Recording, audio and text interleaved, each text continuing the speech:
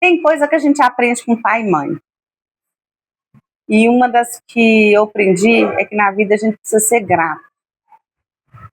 Tem coisas que as pessoas fazem com a gente que a gente fala obrigada, eu te agradeço, mas a gratidão ela é muito mais profunda, porque ela significa aquilo que a gente recebe, que a gente internaliza no coração da gente, em especial quando não é pra gente, mas é pro próximo.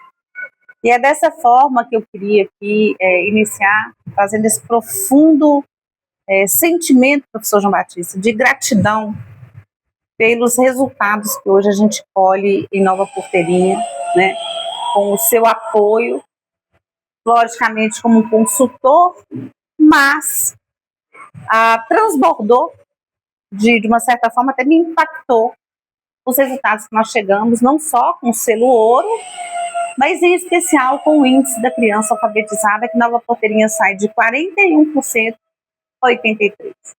A gente ganha 9 posições aqui na região, a gente ganha 471 posições em nível estadual e a gente ganha quase 2.800 posições em nível nacional. E quando a gente fala, Elbi, como é que foi isso? Né? Essa história, ela tem eixos, mas esse eixo começa com o professor João Batista e a gente vai aqui fazer para a gente deixar disseminado, gravado na escola, como é que foi esse caminho e como é que isso foi transbordando junto com as outras áreas e com o desenvolvimento econômico. Nova Porteirinha é a pequena grande Nova Porteirinha. A Elbi Brandão, prefeita, amiga, eu compartilho exatamente esse sentimento de gratidão com você, porque você incorpora paixão social, paixão política pela democracia, e quando essas duas paixões se unem, as consequências tendem a ser as melhores possíveis. E, além do mais, você traz espírito público, sonho. Você é uma sonhadora. Sonhos não envelhecem. Você é uma sonhadora. Você sonha com desenvolvimento integral, com justiça social. Você pensa em tecnologias, você pensa em maximização da produção agrícola de alta qualidade. E você pensa, acima de tudo, a partir da crença na força das ideias. Você tem isso no coração. Portanto, você é uma liderança democrática, desenvolvimentista, tem as paixões política e social, tem o sonho e acredita profundamente em educação. Por que está dando certo aqui em apenas um ano? Como você falou, as crianças aqui eram semi-alfabetizadas, o analfabetismo funcional aqui prosperava do 1º ao 9º ano do ensino fundamental. Como é que se muda em um ano? Não é o milagre místico, mas é o milagre da vida, da força das ideias, da força da paixão e fazer certo a coisa certa o tempo inteiro. É o que você fez. Se você não tivesse liderado, você poderia botar 2, 3 consultores aqui que não ia resolver. A liderança, você passar a vontade política, o testemunho, a direção moral e política de que educação é fundamental, isso animou o coração de todo mundo, de cada professora, de cada servidor da escola municipal, de cada diretor, da equipe da secretaria. E, é claro, eu entrei colaborando, ajudando você a consolidar essa equipe. Foi um trabalho em equipe o tempo inteiro. Professor, mas você lembra quando a gente comentou, com fome ninguém aprende, e aí a gente saiu de 1 para 2 merendas, né? 1 para 2 merendas, reformando as escolas, equipando as escolas, ampliando tanto quanto possível, sem recurso, colocando o tempo integral, ainda que de um modo parcial, nem para todos os alunos, mas formação continuada de diretores, formação continuada de pedagogos, formação continuada de professores e mais. Não é formar aqui e ficar de costas para a escola, é formar diretor aqui, pedagogo aqui, professor aqui, mas vamos lá na escola observar dentro da sala de aula os impactos. Impacto é se está mudando a conduta, a expectativa, a forma de planejar, a forma de relacionar com o aluno, a cooperação entre o pedagogo e o professor, a interação da diretora com o processo de ensino e aprendizagem. Isso são os impactos. E o resultado tem que esperar. Em geral, resultados aparecem com 2 anos ou 3 anos. Aqui apareceu com 1 ano, de 41,5% das crianças alfabetizadas aos 7 anos. O que é alfabetizado? É que domina a fluência leitora. É dado um texto apropriado à criança naquela idade, Em 1 minuto marcado no relógio, ela lê 80, 90 palavras, são feitas 5 perguntas sobre o texto para ver a compreensão, ela compreende o que lê e ela escreve basicamente também. Isso é que é a alfabetização. Isso foi aferido pelo Ministério da Educação no Brasil inteiro, em Minas Gerais inteira, e não é que a nossa pequena, grande, nova Porteirinha dobra o aprendizado dos alunos de 41,5% para 83%. Ah, mas tem município que tem 90%. Tem 90%, mas já tinha 80% antes. Aqui foi de 41,5% para 83%. Talvez não haja no Brasil nenhum município com esse desempenho em tão pouco tempo dar um salto de qualidade. O que a prefeita Elbe Brandão, com espírito público e o sonho que ela tem de fazer as coisas acontecerem, está demonstrando, é uma verdade fundamental. A escola, quando tem ideias, liderança, apoios e direção, ela faz a diferença. Tem pobreza? Tem. Não tem miséria. Tem pobreza? Tem. Tem desigualdade social? Tem. Mas a boa escola é capaz de neutralizar a desigualdade social, segurando-a lá no muro do lado de fora da escola, para aqui dentro produzir igualdade educacional. Isso é revolucionário na democracia. Professor, o senhor lembra? E você conseguiu isso aqui no seu município. O senhor lembra quando nós fomos para a primeira jornada? Bonita, preparada, as pessoas nos aplaudindo por causa de fita 3M? Né? Nós dotamos os professores, eu acredito assim, porque os professores são os mesmos os que eram. São. Os pedagogos são os mesmos os que eram. Exatamente. A nutricionista é a mesma que era. Nós não mudamos pessoas, não houve perseguição a quem fica e a quem sai, mas houve um movimento de respeito, né, ao todo o contexto desses professores, que nós só lembra as diretoras chorando que recebia o baúzinho de livro. Eu lembro. Agora, você passou isso. Respeito, solidariedade, liderança e convicção de que as coisas têm que acontecer e vão acontecer. Você falou uma coisa fundamental que eu não tinha pensado. Embora a gente soubesse que as pessoas eram as mesmas, mas as pessoas eram as mesmas pessoas que não estavam dando conta, não porque não fossem capazes, tanto é que as crianças estavam, aos 7 anos de idade, apenas 41,5% alfabetizadas, essas mesmas pessoas em 1 ano. A minha expectativa era de que isso acontecesse não 83%, 70% em 2 anos. 83% em 1 ano, com as mesmas pessoas. Aí, é preciso fazer justiça.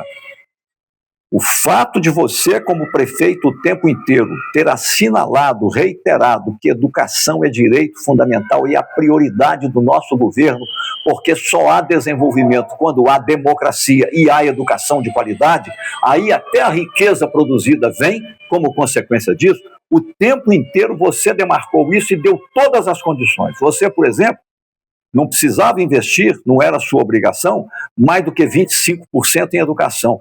Você levou o orçamento numa cidade que tem baixa arrecadação para 34%. Você sacrificou outras áreas. Outra coisa que você teve coragem de fazer, você não permitiu que houvesse excesso. Você não permitiu que houvesse qualquer desperdício de meios e de recursos. Você trabalhou com a quantidade certa de profissionais, os valorizou, cumpriu o contrato, honrou e fez a coisa certa. Formação continuada em serviço, boas condições de trabalho, cumprindo o piso salarial, melhorando as escolas, reformando, até inaugurando o tempo integral, sejam as escolas rurais, sejam as escolas urbanas. E os resultados estão aí. E não são resultados de ocasião, são resultados que estão criando raízes, estão consolidando-se como mudança. Outra coisa que a gente fez também foram as parcerias público-privadas. Nós ganhamos livros para recomposição da aprendizagem, a educação bilíngue para as criancinhas de 3, 4, 5 e 6 anos, educação empreendedora, chegando à educação financeira. Porque, professor, o ar-condicionado, a reforma, laboratório de informática que as escolas nenhum não tinham, né? Das 4 escolas nossas, nenhuma tinha quadra coberta, nós conseguimos recursos para 3, mas isso vai acontecer agora esse ano, né? Esse resultado que a gente colheu foi sem essas estruturas. E aí a importância de uma liderança que levou, né, o ensinamento ou desabrochar pedagógico e, ao mesmo tempo, uma organização, né, com planejamento unificado, com todas as professoras e com as escolas, porque na Alpoterinha tem um desafio. 50% da nossa população está na área rural. Então, assim, com toda a discussão da educação, você não pode ter menos que 16 alunos em sala de aula, mas lá numa comunidade, o senhor foi em todas as escolas, foi na Paraguaçu, na Colonização 3, na Colonização 2, lá no Ceará, na Marcos Abreu, o professor João Batista, ele foi na ponta e esteve com todos. E, em verdade, a contribuição significativa que deixei aqui em Nova Porteirinha foi, logo no início, diagnosticar que o grande problema da rede não eram pessoas, as pessoas são muito boas, era o fato de que a rede não tinha um currículo unificado. Cada professor era uma unidade curricular independente, sem saber do outro, é o chamado currículo oculto. Cada um ensinava o que sabia melhor e não ensinava aquilo que também deveria conhecer, porque é direito do aluno. O que nós fizemos então? Através da formação, fomos fazendo um trabalho de unificação do currículo único da rede municipal, que é o currículo da Base Nacional Comum Curricular. Em primeiro lugar, o diagnóstico. Em segundo lugar, o modo de fazer. Haveria duas maneiras. Uma rápida, que é a linha reta entre dois pontos. Isso funciona muito bem na geometria, mas na vida humana não. Aí o consultor faria e as pessoas aprenderiam a fazer, transformaria em cultura organizada que permaneceria depois da saída do consultor? Provavelmente não. O que nós fizemos? Um trabalho mais difícil, mais prolongado, mais artesanal, porém muito mais substancial, que foi, em conjunto, todos aprenderem a se apropriar do currículo da BNCC, todos aprenderem a fazer planejamento semanal de aulas, semana a semana, para 40 semanas letivas, por disciplina e por ano da escolaridade, do 1º ao 9º ano. E a terceira coisa, nós vamos aprender a fazer o planejamento e não vamos esperar o ano que vem, não. Vamos aprender aqui na semana seguinte, nós já vamos implementar na sala de aula. Eu até fiquei preocupado. Será que vai dar certo? Deu certo. Deu certo. E mais, acho que a gente tem mais duas coisas aqui que a gente, nessa questão da educação, porque eu quero que você fale um pouco do transbordamento disso para o desenvolvimento econômico. Como é que as pessoas estavam sedentas desse olhar, né? Por fazer coletivo e por mostrar que ela era capaz de desenvolver. Isso é um aspecto absolutamente importante. E o outro é que você, como consultor, que para mim é uma máxima dos consultores, você entrou e agora, ao sair para disputar legitimamente a candidatura de deputado federal, praticamente deixou o município emancipado, como se ele conseguisse caminhar com as próprias pernas. É claro que de tempo em tempo a gente vai continuar ligando, vai continuar merecendo de você essa generosidade. Mas isso é um fator relevante também na discussão. Sim, a continuidade, eu tive a tranquilidade porque você é a líder. Não é subestimar as capacidades das diretoras e diretores, das pedagogas, das professoras e professores, não. São muito capazes, são pessoas muito humanas, pessoas muito vigorosamente dedicadas ao aprendizado do aluno, mas é preciso tempo para a cultura pedagógica, com um processo de mudança tão intenso, se consolidar, garantir a continuidade no tempo, sem que haja acomodação, conservadorismo e não precisamos ser tão bons assim. Precisamos ser tão bons assim o tempo todo. E aí é o papel da liderança que você tem. Você consegue manter esse ritmo, até que isso seja consolidado e as pessoas, cada uma se sinta absolutamente tranquila de que isso aqui é irreversível. Para tornar um processo de mudança irreversível, é preciso o tempo de um governo. E você aí está aí e você lidera, de modo que eu não tenho a preocupação de que haja uma reversão. Não haverá, que aí eu posso ser até um pouco idealista filosoficamente falando.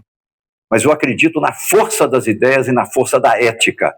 E você reúne as duas coisas. Você é sonhadora, tem as ideias, tem ética. Você sempre se pergunta, eu posso e eu quero, mas eu devo fazer e o outro. Eu tenho que caminhar com o outro.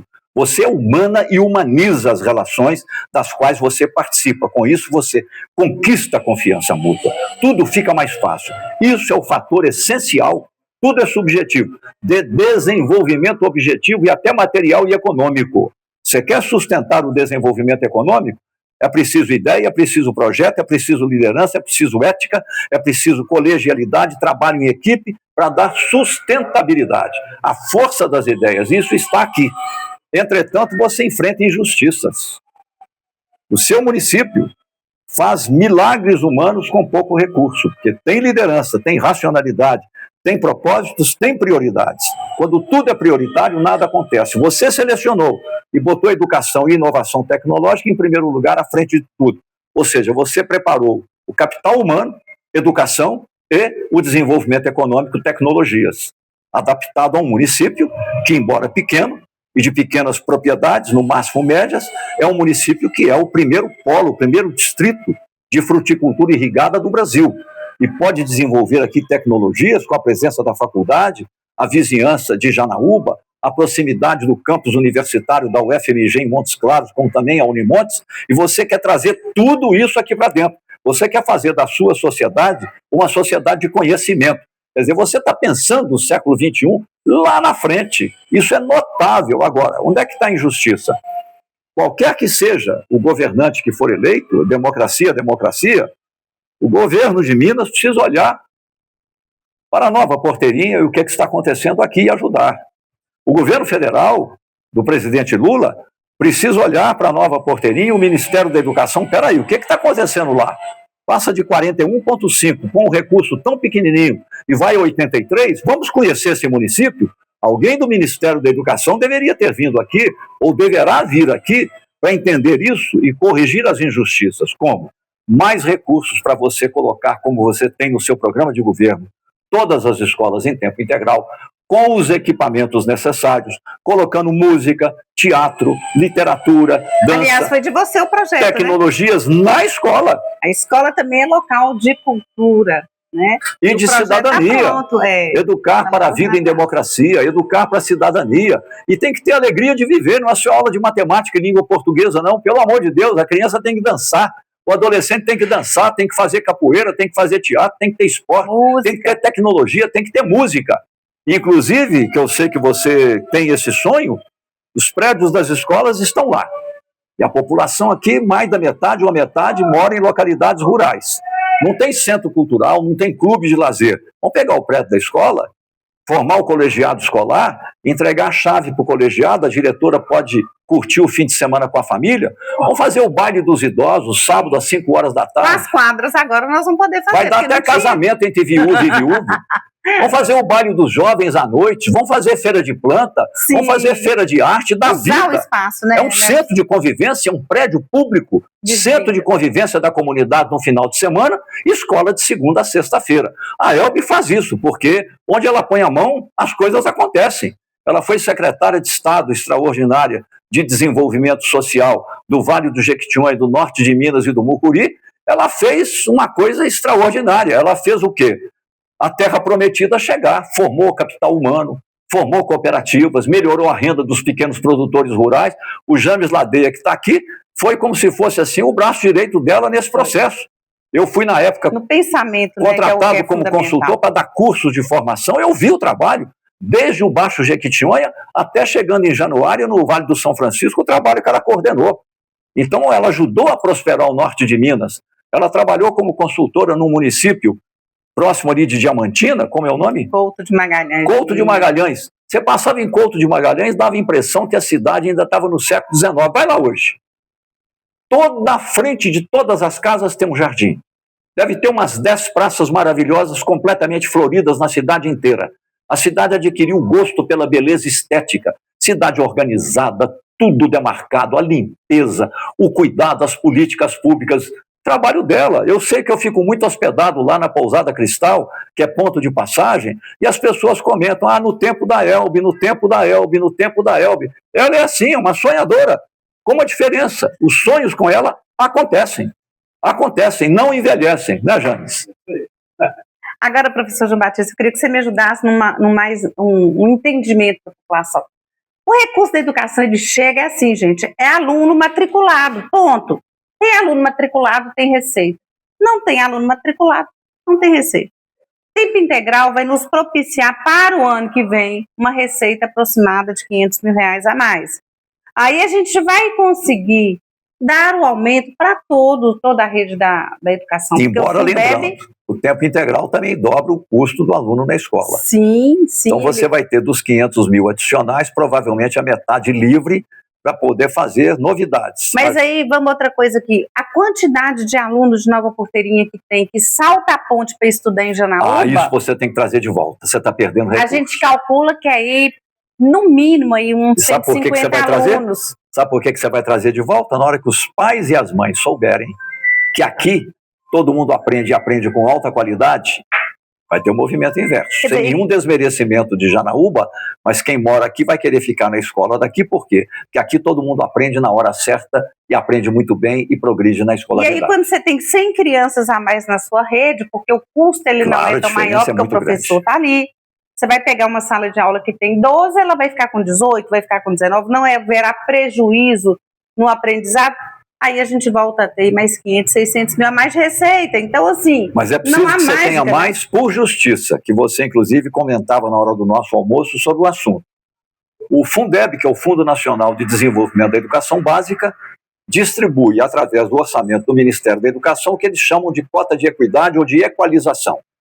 Como a distribuição de renda no território nacional mostra um déficit de renda no Nordeste comparado com o Sudeste e Sul, com isso, o governo federal faz justamente uma redistribuição e uma complementação que soma bilhões e bilhões de recursos. Por exemplo, a Bahia chega a quase 8 bilhões de complementação, o Maranhão 6 bilhões, o Ceará 6 bilhões. O Piauí 1 bilhão e tanto, 1 bilhão, que tem uma população menor do que a nossa. E são todos estados da chamada do Brasil semiárido.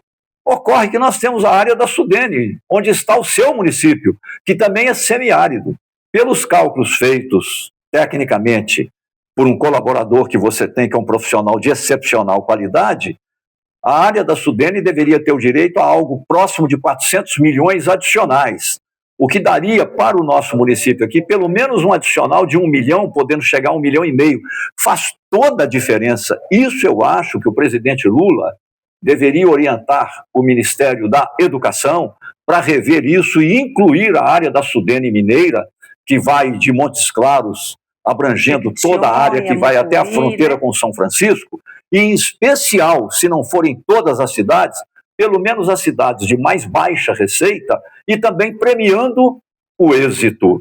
Premiando o êxito, municípios que alcançaram desempenhos educacionais excepcionais, como é aqui, que é bom que vocês saibam, de acordo com as categorias de análise do MEC, como estava a Nova Porteirinha quando ela assumiu a prefeitura, era crítico ou preocupante. Como está agora, no primeiro ano, é sensacional. Só falta agora o celestial. É a única coisa que falta, é o celestial. Mas isso nós temos, porque a fé aqui impera, né? A gente acredita nisso, a fé também é um dos princípios, um dos valores que a gente traz aqui. Mas eu queria ouvir um pouco também o James, que nos acompanha, né? Nessa jornada, nessa vida. O James gosta dos bastidores, mas ele sempre tem uns insights, as ideias, orienta, chama atenção para aspectos problemáticos que a gente não percebeu. Então é muito bom ter alguém que olha de fora com visão crítica independente, lúcida, esclarecida, com as vivências humanas que ele tem. Ele conviveu muito com o Luciano Mendes de Almeida, eram amigos fraternos, e um era conselheiro do outro, e sempre com essa disponibilidade. É um amigo fraterno que eu tenho, me orienta muito, ajuda muito em tudo.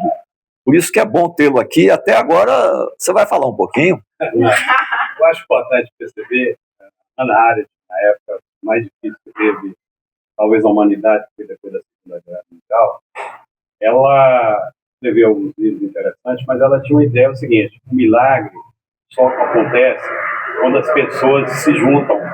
E isso só é possível no espaço público. O que nós somos aqui somos seres diferenciados.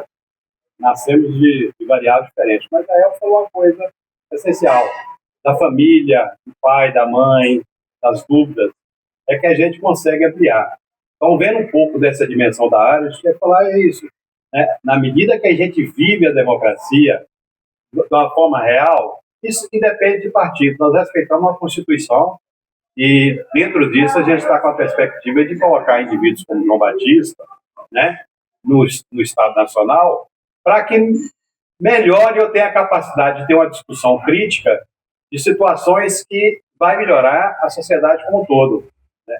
A área do Polico da Seca, do Vale do Puri, de São Mateus, um exemplo que a gente viveu junto. A gente pode ter essa experiência portadora de futuro. E é isso que a gente quer. É isso aí, muito bom. E aí, além de ser um portador nosso da educação, não só de Nova Porteirinha, porque seria egoísmo a gente querer só para a gente, né? A gente tem que pensar nesse transbordamento universal. A gente, quando atinge aí os 60 anos, a gente vai por o que eles chamam, né? Mas a sua equipe... Dessa adultez. A sua equipe, né, se colocou à disposição na região para ajudar outros municípios. Se colocou à disposição, inclusive. Tem experiências maravilhosas em Verdelândia e nós estamos aprendendo em Itacarambi, nós estamos aprendendo em Itacarambi e estamos compartilhando com Verdelândia. Essa simbiose humana, né, e numa época que o país quer ir por algo parecido, está existindo uma polarização. Não existe polarização porque não tem ideias de um lado.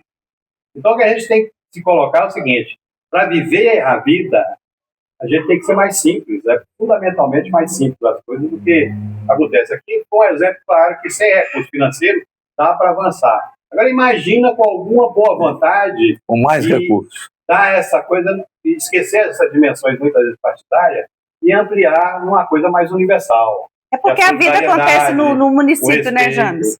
No município. Né? Agora eu quero chamar a atenção de um aspecto aqui que é o seguinte.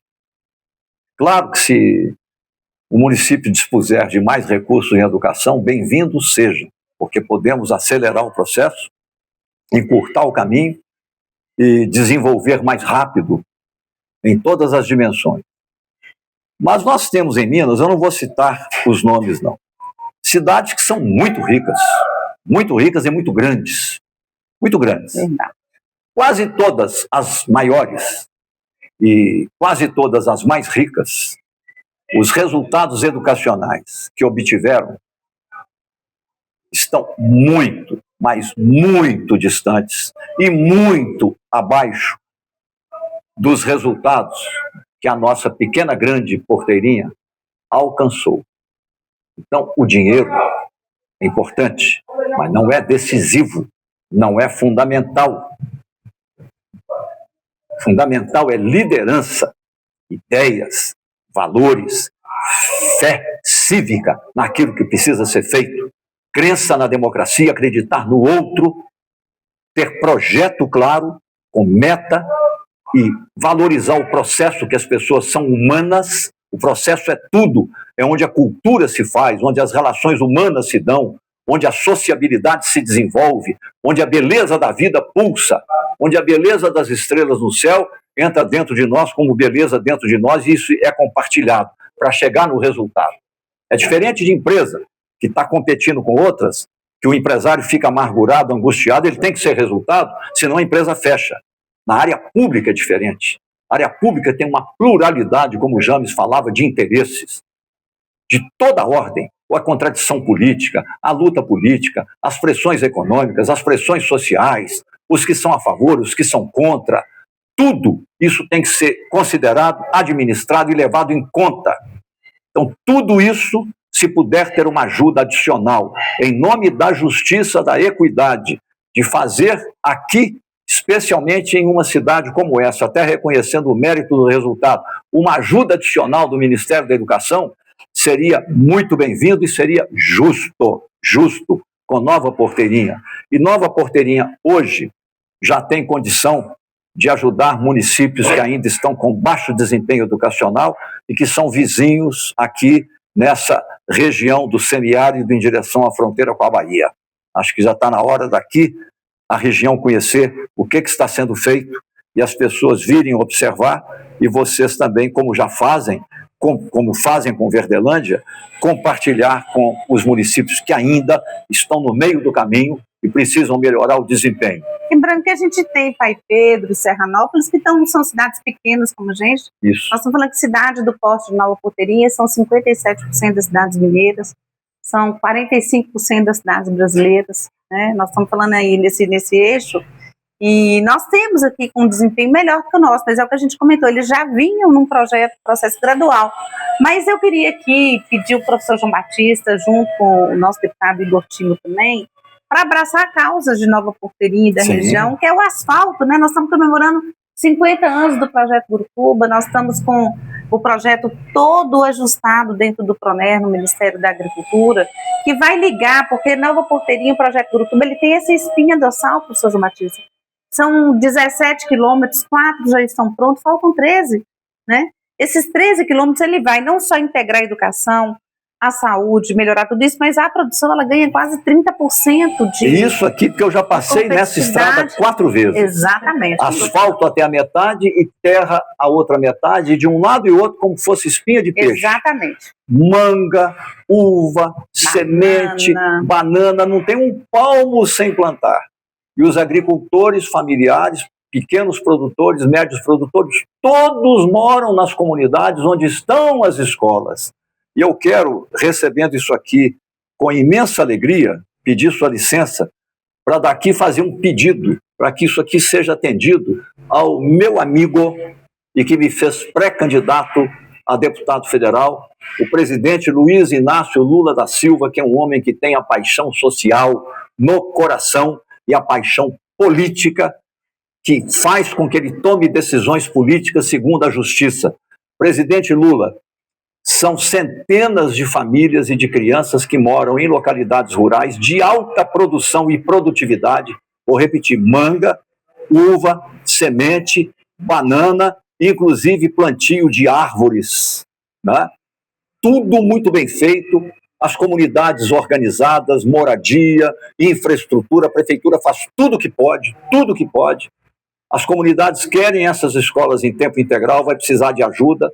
E faltam poucos quilômetros para completar o asfalto, que não só daria um conforto a todas essas populações produtoras, mas também uma via central de escoamento de caminhões e caminhões e caminhões de toda a produção de banana, de uva, de manga, de sementes, além de levar adubos e outras coisas. É essencial. Imagine em tempo de chuva o desconforto. Não é um custo muito alto, eu tenho certeza que o senhor, do alto da sua sensibilidade humana, vai fazer com que Nova Porteirinha, prefeita Elbe Brandão, que tem pelo senhor grande estima e grande respeito, seja atendida com esse benefício. Eu vou oportunamente lhe entregar isso em mãos. Será uma honra para mim, como sempre, e eu tenho certeza que Nova Porteirinha será agraciada. E junto com isso, o professor já conhece, ele já viu por onde as águas do canal estão vazando e a nossa luta pela revitalização. Mas ele vai lá, porque a gente vai gravar isso, a gente vai deixar isso documentado para que seja uma outra agenda, né, que não é só para Nova Porteirinha. A barragem Bico da Pedra, ela abastece toda a água para consumo humano de Janaúba. O projeto não é só nosso. A barragem pega Riacho, onde só foi, de Porteirinha, Nova Porteirinha e Janaúba. E nós estamos tendo um crime ambiental, além de produtivo, são mais de 1.000 hectares sem produção, mas a gente perde 60 mil metros cúbicos de água por dia, isso é um crime ambiental. E muitas vezes a gente já andou muito, a gente tem aí o ministro Alexandre, o senador Pacheco, já tivemos com o ministro Valdez, o ministro da Agricultura, há uma certa sensibilidade, mas acho que falta, assim, mais um esforço coletivo para que a gente possa fazer justiça, né, dentro desse processo, lembrando que nós já aprovamos a lei que cria o Museu da Irrigação. Nós não temos no Brasil um museu que trata de forma temática a irrigação. Aí eu queria que o senhor fechasse esse bloco falando assim, qual é a importância da gente resgatar, ter nossa história documental, né? Deixar aqui fotos, um filme, porque a gente vai embora. Daqui um dia a gente não está mais aqui. Nossa jornada vai terminar em determinado momento. Mas qual que é a importância, professor, da gente deixar a história gravada para que a sociedade não se perca no tempo? Como vocês podem notar pelas palavras da prefeita Elbe Brandão, Nova Porteirinha produz manga, produz uva, produz banana, produz semente, mas produz, acima de tudo, ideias. Essa ideia do Museu da Irrigação é notável. Uma nação tem que ser uma nação de museus. O museus é algo vivo, igualzinho à linguagem humana que muda a cada momento conforme novas necessidades. Entram as tecnologias, por exemplo. A palavra deletar e delete existiam na língua portuguesa? É origem inglesa. Hoje, deletar é um verbo da língua portuguesa. A mesma coisa acontece na vida social de um modo geral. Aqui, Rio Gorutuba, hoje o Vale do Gorutuba, com a barragem do Bico da Pedra, é pioneira a região em agricultura irrigada. Antecede o famoso projeto Jaíba. É pioneira em agricultura irrigada. Com uma diferença. Aqui, no Vale do Gorutuba, em Nova Porteirinha e adjacências, todas as propriedades são pequenas propriedades altamente produtivas. Não há concentração da propriedade fundiária em Nova Porteirinha. Não. Ao contrário do projeto Jaíba, que é magnífico, maravilhoso, não o desmerece, não o desmerece. É altamente produtivo. Mas hoje o que pontifica, o que predomina no projeto Jaíba, que é gigantesco em proporção, são grandes propriedades, grandes propriedades. A ideia originária, muito inteligente, era um mix. Maioria de propriedades de até 5 hectares, depois propriedades intermediárias de mais de 5 até 20, e algumas poucas grandes propriedades. Houve uma inversão com o passar do tempo. Grandes propriedades e médias propriedades e pouquíssimas pequenas de 5 hectares. Aqui não, são todas pequenas propriedades de alta produtividade. Então é muito importante um museu da irrigação para mostrar a transformação econômica, a transformação social, o sonho humano, o que é capaz de ser feito. E, portanto, é um apelo à memória, à história, ao resgate e ao desafio para a inovação. Nós estamos em uma época de revolução tecnológica. Inovar continuamente é vital, é até a questão de sobrevivência econômica nesse sentido. E nada como resgatar a memória para mostrar desde o início como era as condições com que as pessoas aqui produziam e mostrar o Vale do Gorutuba, um vale verde, um vale produtivo, um vale de esperança, e Nova Porteirinha, dentro desse contexto, é um exemplo. Parabéns pelo Museu da Irrigação. Mas a gente vai querer trazer para aqui, colocar o Jaíba, Pirapora, Petrolina, Juazeiro, ou seja, trazer a memória de meio século da irrigação pública no Brasil. Né? A irrigação no Brasil ele começa na década de 30, no Rio Grande do Sul, mas a pública ela começa aqui. Então, nesse meio século, o Brasil se adiantou. A produção irrigada hoje, né, James, ela responde 40% da produção nacional, ocupando menos de 20% da área. Então, quando a gente está falando hoje numa revitalização do Gorutuba, que é o eixo principal, que é o respeito à água, respeito ao clima, respeito à energia, que a gente está falando tanto no mundo afora, e o senhor que tem 2 netinhas morando na França e 2 morando nos Estados Unidos, ou seja, são modelos de sociedades diferenciados, mas todas elas guardam, né, a história, Exato. Guardam hoje esse respeito pela água, pelo tempo, pelo clima, e isso não tem mistério, tem decisão. Aliás, você falou em França. Uma forma de viver. Eu quero resgatar uma coisa aqui em defesa dos pequenos municípios. A Revolução Francesa fez uma das maiores reformas agrárias do mundo num território que é do tamanho do território de Minas Gerais. Uhum. A França é uma França de reforma agrária, tem pequenos e médios produtores, até porque o território é do tamanho de Minas Gerais, ao contrário do Brasil, que é um continente e pode ter diferentes formas de propriedade, inclusive as muito grandes. Mas a França, a partir de Napoleão, com a reforma agrária, lá, preservou as populações nas localidades de origem e o desenvolvimento nacional se fez equalizado, equilibrado em todos os interiores. Quando eu falo aqui que lá, em 4 hectares, você tem um Mercedes-Benz parado na porta, as pessoas não acreditam, mas é real. E nós é temos real, que é a otimização da produção. E nós temos em Minas Gerais, do tamanho do território da França, 853 municípios e não valorizamos os pequenos. Até estimulamos a população dos pequenos a migrar. Você faz restaurante popular nas grandes cidades, não faz restaurante popular nos pequenos municípios ou médios municípios. Tudo atrai para as cidades de porte médio e as cidades grandes. A França é o contrário. Paris tem 2 milhões de habitantes. A região metropolitana de Belo Horizonte tem quase 5 milhões. A França tem 30 mil municípios. 30 mil. Do tamanho de Minas Gerais, nós temos 853. A França valoriza cada pequeno município em igualdade de condições. É o que o Brasil tem que começar a fazer com os pequenos municípios. E aí vai, João, a pessoa me pergunta, Elber, qual é o seu propósito de vida hoje? Meu propósito de vida é ajudar os pequenos municípios a encontrarem uma estratégia de desenvolver, sabe por quê? Viver em município pequeno é bom também. E outra coisa, na medida que fortalece os pequenos municípios e melhora a qualidade de vida, muita gente que está nas grandes cidades vai repensar a vida e vai voltar aos interiores, trazendo seu conhecimento, trazendo sua cultura. Isso vai acontecer, as chamadas migrações reversas. Vai começar a acontecer, desde que haja apoios aos pequenos municípios.